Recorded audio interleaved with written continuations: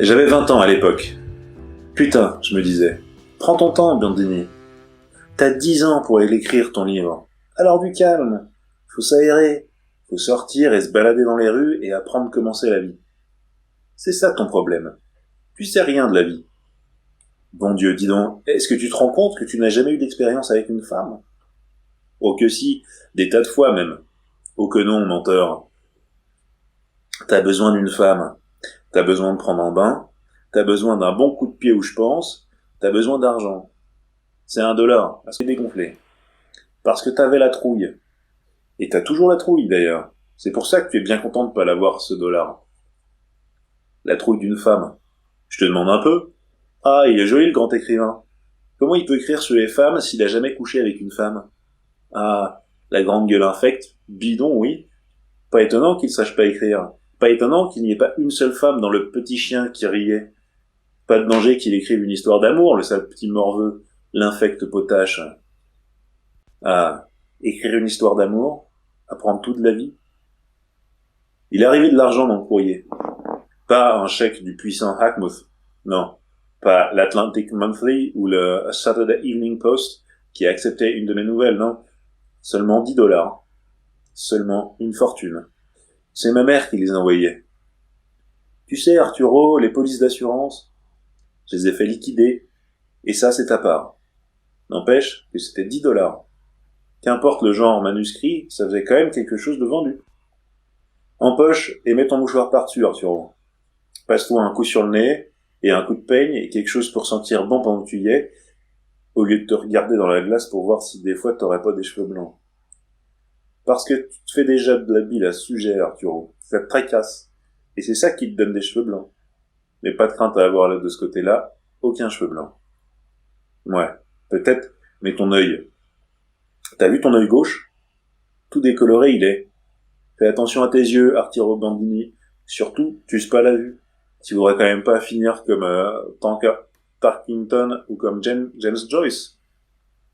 Pas mal. Je fais tout seul au milieu de ma chambre, en causant à la photo d'Hackmuth. Pas mal du tout. Tu vas y avoir droit, Hackmuth, à ta nouvelle. Je sens ça. Qu'est-ce t'en dis, Hackmuth?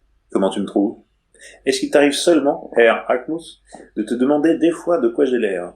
Est-ce que tu te dis des fois, je me demande s'il est un beau petit gars, ce Bandini, auteur de ce brillant petit chien qui riait. Une fois, à Denver, il y a eu un soir tout pareil. Sauf qu'à Denver, j'étais pas encore auteur. Mais j'étais dans une chambre comme celle-ci, à faire des plans dans le même genre, un vrai désastre d'ailleurs, parce que tout le temps que j'ai passé dans cette chambre, je n'ai pas cessé une seconde de penser à la Sainte Vierge. Vous savez? Tu ne commettras point l'adultère, et tout ça. Et la pauvre fille avait beau se donner beaucoup de mal, à la fin elle secouait la tête tristement, et j'ai dû arrêter les frais. Mais ça c'était il y a longtemps, et ce soir, ça va pas se passer comme ça. Je saute de ma fenêtre et je remonte la pente jusqu'en haut de Bunker Hill. Une nuit qu'il fait bon respirer, une vraie fête pour le nez. Comme ça, à sentir les étoiles, les fleurs, le désert et la poussière qui joue les marchands de sable sur Bunker Hill. La ville en bas s'étend comme un arbre de Noël, rouge, vert et bleu.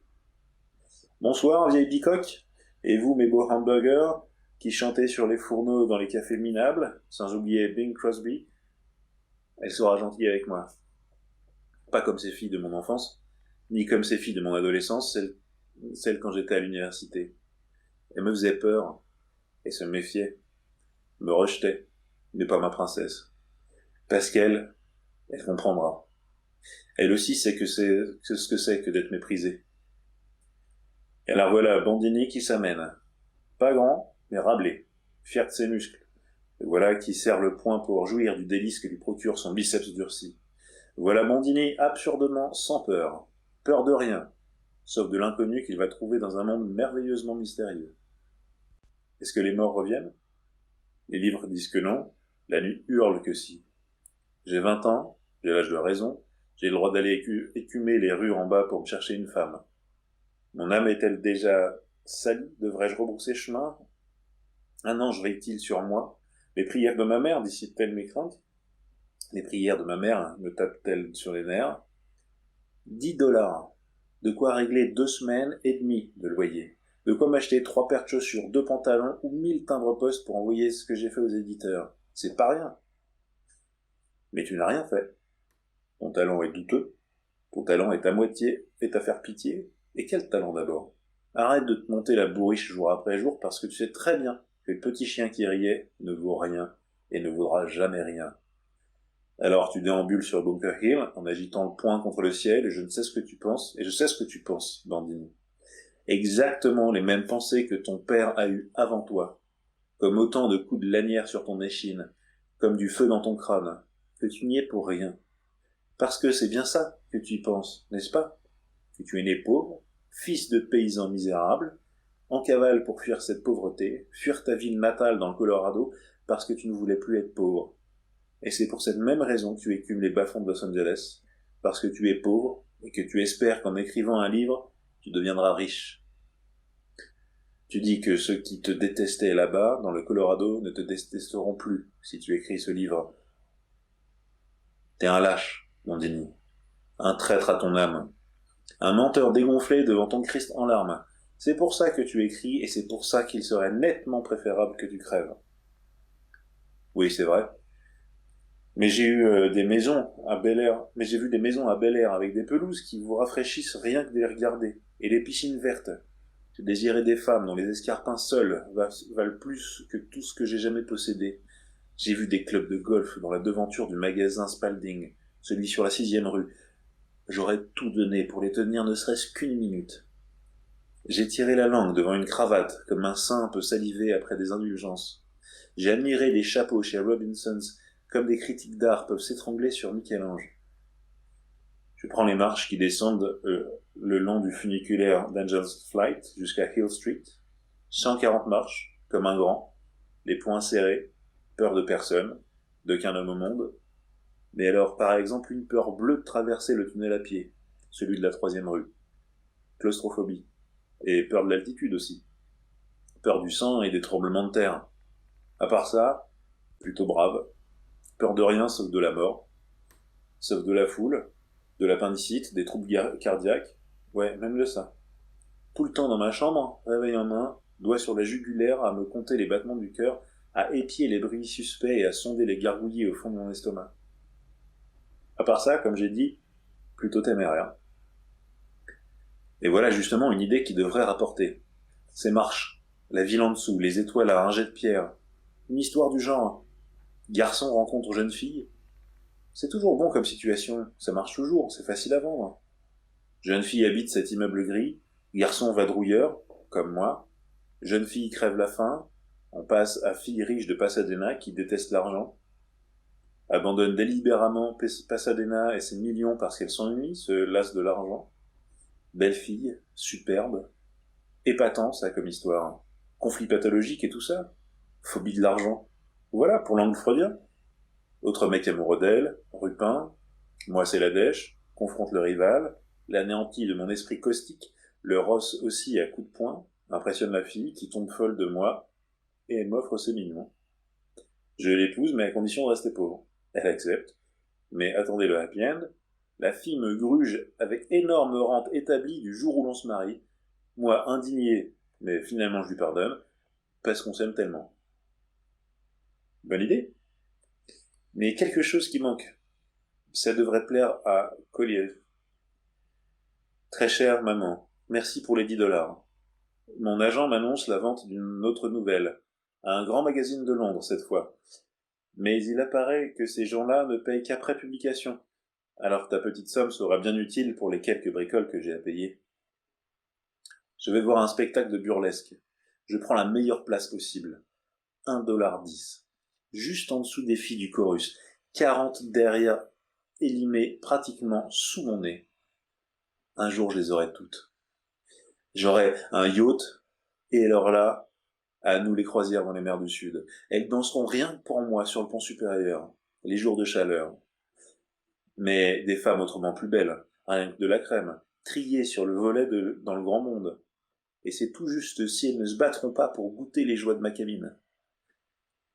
Enfin, c'est déjà ça, c'est bon pour moi, ça me fait de l'expérience. Je suis là pour une raison précise, ces moments me fourniront des pages entières, les dessous de la vie, comme qui dirait.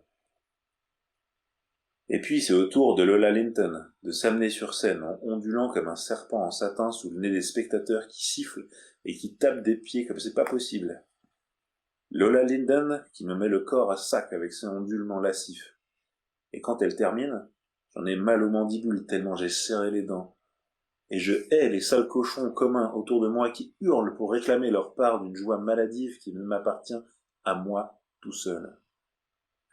Si la maman a fourgué les polices d'assurance, c'est que les choses ne doivent pas être bien brillantes pour le paternel, et je devrais pas être où je suis.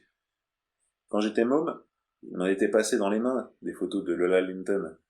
Elle ou d'autres, même que j'étais drôlement impatient d'en voir le bout de cette adolescence qui n'en finissait pas.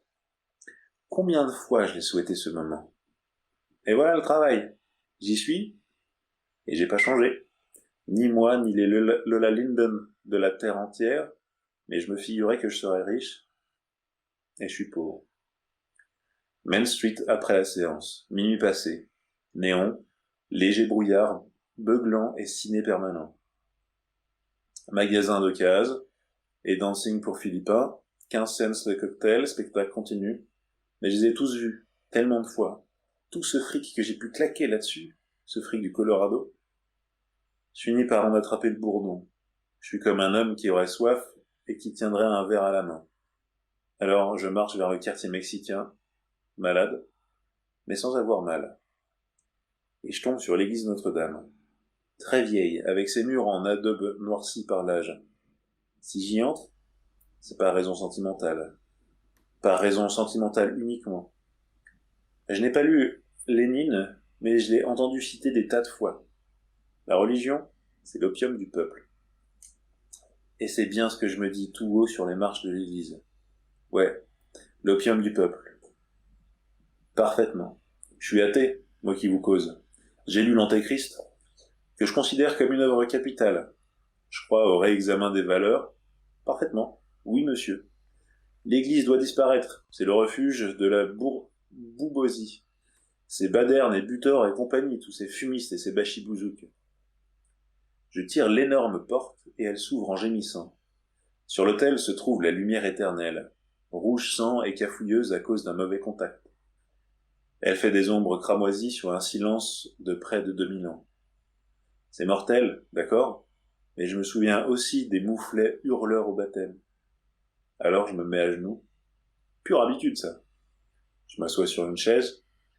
Il vaut encore mieux être à genoux, parce que ça fait mal et ça distrait de ce silence horrible. Une prière. Sûr. Pourquoi pas? Allons-y pour la prière. Pour raison sentimentale, uniquement. Dieu Tout-Puissant, désolé, mais maintenant je suis athée. Et d'abord, est-ce que vous avez lu Nietzsche? Ah, ce bouquin. Quel bouquin? Dieu Tout-Puissant, je vais jouer carte sur table avec vous. Je vais vous faire une proposition. Vous faites de moi un grand écrivain. Je rejoins le sein de l'Église. Et, s'il vous plaît, mon Dieu, encore un petit service. Faites que ma mère soit heureuse. Le vieux, je m'en fiche. Il a son vin, il a sa santé. Mais ma mère se fait tellement de mourons. Amen. Je referme la porte Geniard et me voici sur les marches. Le brouillard comme un gros animal blanc partout. La plaza un peu comme le palais de justice chez nous, enneigé de silence blanc. Mais tous les sons portent clairs et nets à travers l'épaisseur et le bruit que j'entends, c'est un cliquetis de haut talon. Une fille apparaît. Elle porte un vieux manteau vert et son visage est encadré d'une écharpe verte nouée sous le menton. Sur les escaliers se dresse Bandini. Salut mon chou. Elle fait comme ça en souriant, comme si Bandini était son mari ou son amoureux. Arrivée à la première marche, elle le regarde par en dessous. Qu'est-ce que t'en dis mon chou? Tu veux te payer un peu de bon temps avec moi? Bandini le tombeur, Bandini le chaud lapin. Non, qu'il dit. Merci bien, pas ce soir. Et il déguerpit vite fait, la laissant derrière lui adresser des mots que dans sa fuite il n'entend même pas. Il marche comme ça jusqu'au prochain coin de rue. Il est content. Au moins elle lui a demandé. Au moins elle l'a identifié comme un homme. De plaisir, il se met à siffloter. Noctambule chevronné possède expérience universelle. auteur célèbre à raconte nu passé avec femme perdue. Arturo Bandini, le fameux écrivain, révèle expérience avec prostituée de Los Angeles. Critique acclame plus grand livre jamais écrit. Bandini, interviewé avant de s'embarquer pour la Suède. Mon conseil à tous les écrivains qui débutent est très simple. Je leur recommanderais de ne jamais éviter une expérience nouvelle. Je les exhorterais à vivre la vie dans toute sa crudité, la prendre bravement à bras le corps, l'attaquer à poings nus. Reporter. Monsieur Bandini, comment en êtes-vous arrivé à écrire ce livre qui vous a valu le prix Nobel? Bandini. Le livre est basé sur une expérience qui m'est vraiment arrivée une nuit à Los Angeles. Dans ce livre, chaque mot est vrai. J'ai vécu ce livre. Il est véritablement issu de l'expérience. Ah, assez. Tu m'y vois comme si j'y étais. Je rebrousse chemin vers l'église. Le brouillard est impénétrable. La fille a disparu. Je continue à marcher. Peut-être que je peux la rattraper. En tournant le coin, je l'aperçois en train de parler à un grand Mexicain. Il traverse la rue et entre sur la plaza. Je leur file le train. Mon Dieu, un Mexicain. Une femme comme elle devrait savoir où s'arrêter, question de couleur. Il y a des limites tout de même. Je le hais, ce Mex. Ce sale chorizo. Il marche les bananiers de la plaza, leurs pas résonnent dans le brouillard. J'entends le Mexicain éclater de rire. Puis, c'est la fille qui s'y met. Ils traversent et descendent une allée qui mène à l'entrée de Chinatown. Le brouillard est tout rosâtre à cause des caractères orientaux en néon. Ils entrent dans un meublé juste à côté d'un restaurant chop suey. Ils montent. En face, au premier étage, il y a un dancing. Il y a des taxis jaunes garés des deux côtés de la petite rue, tout au long.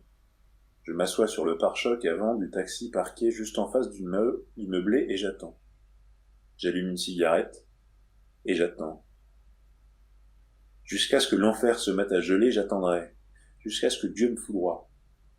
Une demi-heure passe. Des bruits de pas. La porte s'ouvre. Le Mexicain apparaît. Debout dans le brouillard, il allume une cigarette. Il bâille. Ensuite, il sourit d'un air absent, hausse les épaules et s'en va, avalé par le brouillard. Tu peux toujours sourire, saloperie de chorizo. Y a vraiment de quoi, hein, je t'assure. Tu viens d'une race écrasée et vaincue, et juste parce que t'es monté avec une de nos filles, avec une blanche, te voilà tout content. Tu crois vraiment que t'aurais eu une chance si j'avais accepté là-bas, sur les marches de l'église? Un moment plus tard, l'escalier résonne du cliquetis de ses talons, et la fille sort dans le brouillard à son tour. La même fille, le même manteau vert, la même écharpe. Elle m'aperçoit et me fait un grand sourire. Salut mon chou, tu veux du montant? Doucement, Bandini, vas-y mollo. Oh, peut-être, et peut-être que non, ça dépend. Qu'est-ce que tu proposes? Monte et tu verras mon chou. Arrête de ricaner Arturo, suave, il faut être suave. Ouais, peut-être que je vais monter, je fais. Et peut-être que non. Ah, chérie, allez, viens. Son visage est maigre à faire peur, rien que des os. Sa bouche sent la vinasse, une odeur aigre. L'hypocrisie de sa gentillesse fait mal au ventre. Le seul désir dans ses yeux est celui de l'argent. Bandini, toujours. C'est quoi le prix maintenant? Elle me tire vers l'entrée en prenant par le bras, mais doucement. Monte donc, mon chou, on causera de ça là-haut. Je suis pas vraiment chaud pour tout te dire. Je sors juste d'une sauterie qui est un peu dégénérée. Je vous salue Marie pleine de grâce. Tout ça en montant les marches. Mais il n'y a rien à faire. Je peux pas. Faut que je me sorte de là. Les couloirs qui sentent le cancre là, l'ampoule jaune qui pend au plafond. T'es trop sensible pour tout ça, Arturo. T'es trop esthète. Et la fille qui me lâche pas le bras. T'es un vrai tordu, Arturo, un misanthrope. Voilà ce que tu es. Une vie de célibat, c'est ce qui te prend au nez. Tiens, t'aurais dû te mettre curé. C'est comme le père O'Leary nous disait toujours quand il nous vantait les plaisirs de l'abstinence. Sans parler de ceux de l'argent de ma mère. Oh, Marie, le fruit de vos entrailles est béni, priez pour nous pauvres pécheurs qui nous vous implorons jusqu'à ce qu'on arrive au palier et jusqu'à la chambre au bout du couloir sombre et poussiéreuse, jusqu'à ce qu'elle s'allume la lumière. Une chambre plus petite que la mienne est là, sans tapis, ni gravure sur les murs, juste un lit, une table, un lavabo. Elle retire l'écharpe. Une fausse blonde, du noir en racine là où ça repousse. le nez légèrement de travers. Bandini sur le lit, assis là-dessus, d'un air dégagé, comme un homme qui sait s'asseoir sur un lit. Bandini. C'est gentil chez toi. Mon Dieu, faut absolument te tirer d'ici. Vraiment, c'est pas possible. La fille vient s'asseoir près de moi, elle m'entoure de ses bras, pousse ses seins contre moi, m'embrasse sur la bouche, me butine les dents avec sa langue froide. Du coup, j'en fais un bond. Je suis sur mes pieds. J'ai plus tous mes esprits, mais je les appelle à l'aide. J'implore. Tirez-moi de là, et je vous jure que ça ne se reproduira plus jamais. Désormais, c'est promis, je retourne à l'église. À compter de ce jour, ma vie va filer doux, claire comme l'eau douce. La fille se renverse, les mains derrière la nuque, les jambes chavirées sur le lit. Moi, je veux sentir les lilas du Connecticut avant de mourir, et les petites églises blanches bien proprettes de ma jeunesse, et les piquets de clôture que j'ai brisés pour m'enfuir. Écoute, je fais. Je veux te parler. Elle croise les jambes. J'écris. C'est ce que je fais dans la vie. Je me renseigne pour un livre. Je me doutais que t'étais quelque chose dans ce goût-là. Écrivain ou homme d'affaires. T'as l'air spirituel, mon chou. J'écris, tu piges? Tu me plais. C'est pas la question. T'es ok, je t'aime bien. Mais je veux qu'on cause. Ah bon. Elle se redresse. T'as de l'argent, mon chou. De l'argent? Oh. Et là, je le sors. Un petit rouleau épais. Rien que des billets d'1$. Bien sûr que j'ai de l'argent. J'en ai plein, même. C'est ça. Ça, c'est rien. Tu verras le reste. Pas de problème de ce côté-là. Tu prends combien? C'est $2, mon chou. En voilà 3. Je les détache négligemment, comme si c'était rien du tout. Et je me fends même d'un sourire parce que réellement l'argent ne compte pas. Là d'où ça vient, il y en a toujours. Même qu'en ce moment précis, la maman est près de sa fenêtre à guetter le retour du vieux en disant à son chapelet « Mais pour ce qui est de l'argent, il y en a. Il y en a toujours. » Elle prend l'argent et le glisse sous l'oreiller. Son sourire est différent à présent, comme reconnaissant. L'écrivain veut causer? Ben on va causer. Comment ça marche le boulot ces temps-ci? Est-ce que ça lui plaît ce genre de vie? Oh, dit chérie, la barbe avec ça. On causera de ça plus tard. Pour le moment, on a mieux à faire. Non, non, je veux causer, c'est important. Prochain livre, source, matériaux. Je fais ça souvent. Et comment t'en es arrivé là, à se faire ce métier? Oh, chérie, merde, tu veux quand même pas causer de ça aussi? Mais l'argent n'est pas un problème, je te dis. D'accord, mon chou. Mais mon temps à moi, il est précieux. Bon, tiens, voilà encore 2 billets. Ça fait 5, mon Dieu. $5, et je suis pas encore dehors. Oh, comme je peux te détester, sale pute. Mais tu es quand même plus propre que moi. Parce que toi, au moins, tu n'as pas d'esprit à vendre. Juste ta pauvre viande. Elle est positivement conquise. Ravie, absolument. Elle fera tout ce que je veux. Comme je veux, et dans n'importe quelle position, absolument. Et elle tente de m'attirer contre elle, mais... oh! Attends un peu. Je veux causer, ce que je te dis. Tiens, prends encore ça. Fais 8. Tant pis. Tu gardes ces $8 et tu t'achètes quelque chose de bien avec, tu m'entends? Et là, je claque des doigts comme si je venais de me rappeler quelque chose d'important, comme un rendez-vous. Et donc, ça me fait penser, quelle heure il est? Et là, son menton dans mon cou le caresse. T'en fais donc pas pour l'heure, mon chou, tu peux rester toute la nuit si tu veux. Quelqu'un d'important à voir. Ah oui, ça me revient maintenant, mon éditeur. Il arrive dans l'avion de ce soir, à Burbank. Il prend toujours par Burbank. Il faut que j'attrape un taxi et que j'aille le chercher là-bas, pas de temps à perdre. Au revoir, garde les $8, achète-toi quelque chose de bien avec. Bonsoir, bonsoir. Je fais comme ça, en dévalant les escaliers et en décampant vite fait. Dehors, en bas, passer l'entrée, le brouillard m'attend, et c'est pas trop tôt. Tu gardes les $8 que je hurle dans les escaliers. Oh, joli brouillard. Attends-moi, j'arrive. À moi l'air pur, à moi le beau monde là, dehors. J'arrive, goodbye. On se reverra. Tu gardes ces $8 et tu te payes quelque chose avec. $8 qui me coulent littéralement des yeux. Oh Jésus, trucide-moi et oublie pas de renvoyer mon cadavre à la maison. Tue-moi net, et surtout que je meure bien, comme un idiot païen, sans prêtre pour m'absoudre, sans extrême onction, sans rien. $8, mince. $8.